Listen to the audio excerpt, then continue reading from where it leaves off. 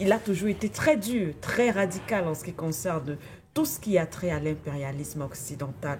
Aujourd'hui, par cette sortie, effectivement, très critiquée, est-ce que cette sortie est assez suffisante pour remettre en question la volonté du Premier ministre de cheminer aux côtés du président Goïta?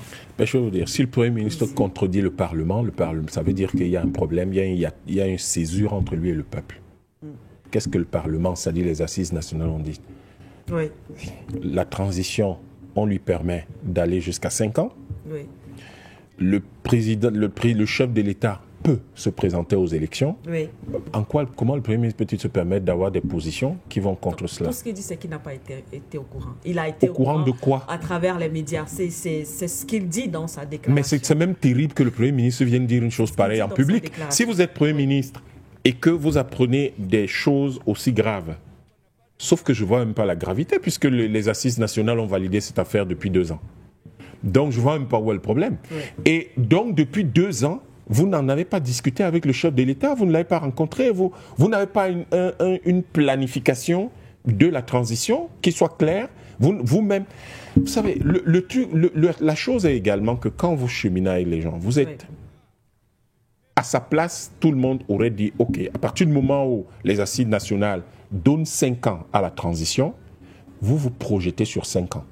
Et cette projection sur 5 ans signifie que pendant 5 ans, vous n'avez pas d'activité politique réelle. Maintenant, vous dites qu'on a autorisé 100 partis politiques, mais vous êtes un homme politique. Vous n'allez pas laisser quand même les militaires vous damer le pion sur votre propre terrain. Ils sont militaires, vous ne pouvez pas leur damer le pion sur leur terrain, mais vous ne les laissez pas vous damer le pion sur votre propre terrain. Ça veut dire que chaque fois qu'ils ont donné une autorisation à un parti politique de fonctionner, vous êtes mieux placé que eux pour vous assurer que vous vous aliénez ce parti.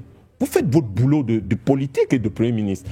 Je crois que la chose sur laquelle il aurait dû, je crois que, sauf si vous me corrigerez ou vous me direz ce que vous en pensez, moi je pense que j'observe le Mali depuis 2022, depuis que le chef de l'État, Assimi Goïta, est là. Ce que j'ai cru comprendre, c'est qu'il y avait une division du travail. La politique, c'est-à-dire que la gestion politique du pays et la diplomatie, c'est pour le Conseil.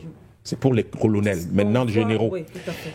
Et ce qui revenait au Premier ministre, mais c'était l'économie, l'éducation, l'agriculture, en fait la gestion intérieure. Chaque fois qu'on a libéré du terrain, le Premier ministre s'en occupe, il doit développer ça, il doit créer des écoles, il doit restaurer les activités économiques. C'est ce que j'ai cru comprendre.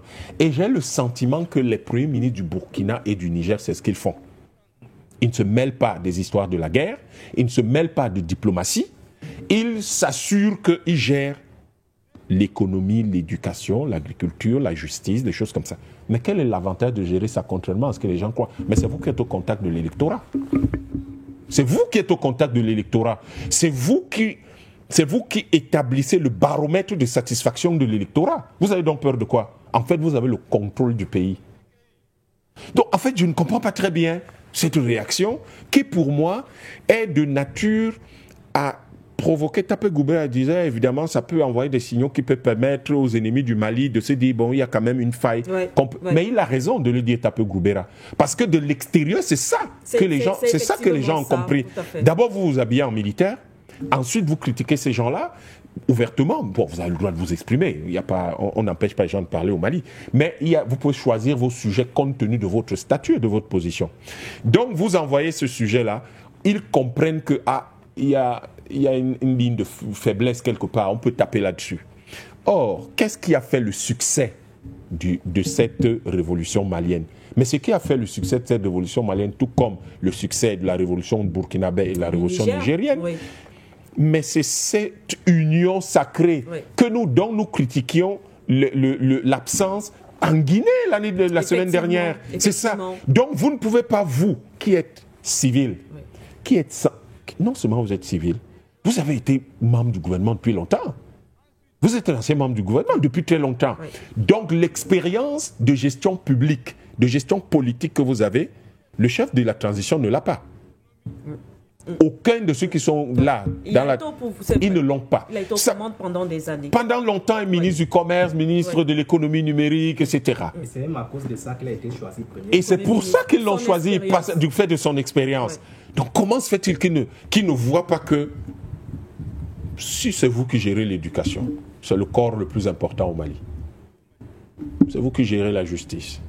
C'est vous qui gérez l'économie. Donc vous avez tous ces gens, tous les opérateurs économiques. Vous avez tous les salariés, vous avez tout le secteur de l'informel. Vous devez donc formuler des mesures qui satisfont ces gens-là. Mais l'électorat, c'est quoi? Mais c'est ces gens-là. C'est vous qui gérez l'agriculture. Mais c'est ça l'électorat. En fait, le signal qu'il a envoyé et qui fait problème, c'est qu'il est impatient de diriger le Mali en tant que chef de l'État. Et ce signal d'impatience, croyez-moi, du point de vue des militaires, parce que dans l'armée, vous envoyez de tels signaux, ça veut dire que vous créez ce qu'on appelle des risques majeurs. C'est comme ça qu'on appelle ça. Et si vous créez un risque de sécurité majeur comme celui-là, mais vous créez un problème. Vous ne pouvez pas vous permettre ce genre de choses. Et ce monsieur a travaillé dans les télécoms. Je suis passé par les télécoms. Je peux vous assurer que l'armée et les télécoms, c'est un mariage quotidien. Donc, il est très bien placé pour savoir ce qu'on appelle les risques. Il y a un système qu'on appelle le PAU. Bon, je ne vais pas dire ça ici, c'est les choses de l'armée. Mais dans ce système, c'est le lien entre ce qui est primordial et ce qui est prioritaire. Donc, vous ne pouvez pas, en tant que Premier ministre, faire ce qu'il a fait. Maintenant, peut-être que le chef de l'État peut l'appeler et lui dire « Monsieur le Premier ministre, quel est le problème ?» Et c'est très embarrassant parce qu'il y a au-delà. Ce monsieur a pratiquement, il a près du double de l'âge du président actuel. Bien sûr. Donc, il y a même une sorte de charisme de l'âge dont il devait faire preuve. Parce que quand vous avez 66 ans et que vous parlez à un gamin de 40 ans, vous lui parlez en tant que père. Vous ne lui parlez pas... Donc, il y a tout ça. Ça ne veut pas dire que vous êtes condescendant. Ça veut simplement dire que vous avez une certaine bienveillance et beaucoup de patience quand vous vous adressez à lui. Et donc, pour les militaires, vous avez failli à votre devoir d'aîné, vous risquez de faillir à votre devoir de Premier ministre, et vous provoquez des risques de sécurité majeurs parce que le Premier ministre, que vous le vouliez ou pas, fait partie du dispositif de sécurité nationale. Et donc, vous créez ce qu'on appelle une faille de sécurité. Vous pensez que quel est le chef d'État au monde qui va s'amuser à avoir des failles de sécurité dans son dispositif révolutionnaire, dans le dispositif de gestion du pays, et une faille de sécurité qui vient du sommet?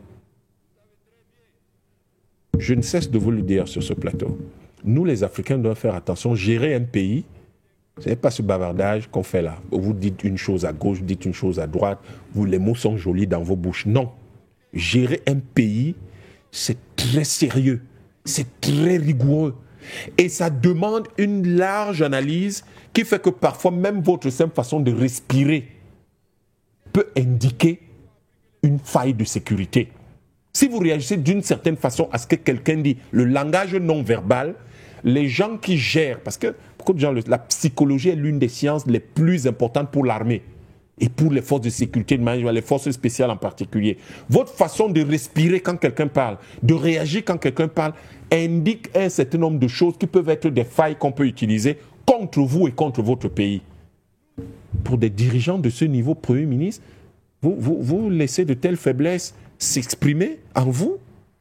Ça n'a rien à voir avec le fait d'être un homme politique. Soit, même si vous pensez que de cette façon-là, il y a quand même une partie du peuple qui ne veut plus de la transition, vous vous demandez, cette partie du peuple qui ne veut plus de la transition, après que le Mali a été divisé pendant de si longues années, est-ce que c'est vraiment le moment de recréer des divisions au Mali? Est-ce que c'est le moment de recréer des failles, des fractures dans l'opinion du Mali? Mais ça montre simplement que vous n'avez pas su profiter de votre position de Premier ministre pour contrôler l'électorat. Vous donneriez cette position à quelqu'un d'autre. Oui. Il regarderait la transition tranquille, sachant que lui fait le travail de terrain. Parce que tous les ministères vous envoient les rapports. Tous les secteurs d'activité, c'est vous qui êtes au contact de ces secteurs d'activité. Est-ce que le président Assimi Goïta a le temps d'aller rencontrer les chefs d'entreprise, les associations d'agriculteurs, les associations de l'économie informelle, les organisations d'étudiants, les syndicats d'enseignants, les organisations patronales, les organisations des transporteurs routiers? Il n'a pas le ce n'est pas son boulot. Mais vous, le Premier ministre, vous rencontrez tous ces gens-là. Mais l'électorat, c'est qui? C'est ces gens-là. Et qui financent d'ailleurs les campagnes électorales. Ce sont ces gens-là encore. Quel est votre problème en fait? Merci.